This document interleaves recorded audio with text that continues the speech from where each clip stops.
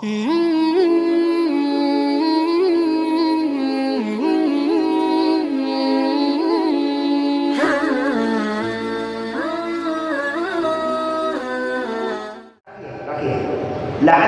tattaqun. La'allakum tattaqun adalah artinya dengan berpuasa dengan penuh adabnya, dipastikan Allah yang memastikan kepada manusia. La'allakum tattaqun, pasti orang tersebut akan memperoleh sebuah derajat yang disebut dengan takwa.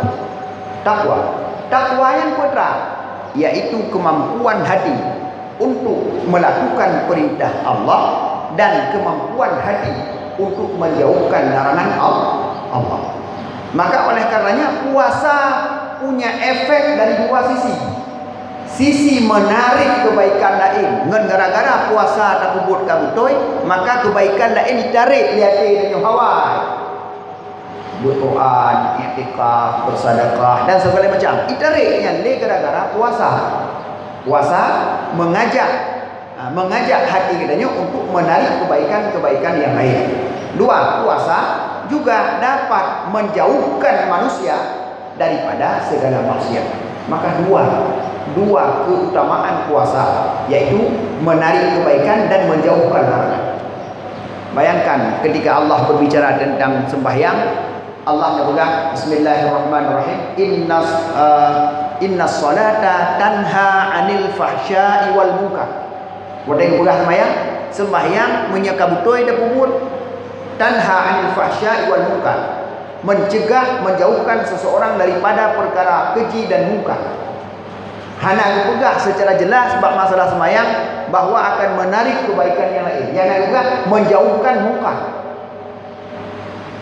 Wadai kita baca dalam ayat zakat, Allah berkah akan menyucikan jiwa. Zakat akan menyucikan harta atau menyucikan jiwa manusia. Ini nyo yang naruh. Tapi puasa la'allakum tattaqun, dua sisi. Pertama, puasa dapat menarik kebajikan dan puasa dapat menolak dan menjauhkan seseorang, hati seseorang daripada melakukan kemungkaran dan kemaksiatan kepada Allah. Maka puasa raksagonyo punya kelebihan tersendiri daripada ibadah-ibadah yang lain. Maka oleh karenanya gedanya yang manteng bila Allah Ta'ala kesempatan untuk taudib dalam bulan suci Ramadan, maka mari gedanya tak usahakan semaksimal mungkin. Baik kami tak alasan untuk hana ibadah. Ada mulut awak adanya bukan hanan tarawih. Lu bang tarawih deh. Lu wo kerja betul kamu beri. Lu ya bukan atau barang kamu. Jadi selalu tanya kami tak alasan untuk buat gedeh ibadah. Tapi mari kita nyo dalam bulan suci Ramadan dan untuk masa setelahnya tak balik. Tapi alasan untuk hana nak buat pun lain gara-gara tarawih. Mungkin dia tu baru nak kerja dah boleh. Dia ngasih sebab untuk sembahyang tarawih. Baik malah tanya sampai-sampai alasan tak guna untuk mengbaikkan ibadah ni saja tu. Mana berkelam mana kan? Hana sih. Nah sama dia. Betul. Mak sama dia aku deh sago je gede. Pakai hendak berah ilo hasil sama dia malamnya. Sabar ilo nabu.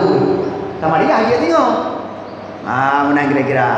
Jadi mari kita baik selalu kami tak alasan untuk tidak beribadah, tapi mari kami tak alasan untuk baik nak buat atau lain demi ibadah. Bahkan karena mari kita posisikan Ramadan kalinya adalah Ramadan yang tanya aku rasa berarti seolah-olah saya tidak akan mendapatkan Ramadan yang akan datang. Sehingga seluruh waktu dan kesempatan yang diberi oleh Allah mudah-mudahan mampu kita manfaatkan semaksimal mungkin dan pada akhirnya tanya menjadi orang yang bertakwa kepada Allah Subhanahu wa taala. Demikian yang dapat saya sampaikan.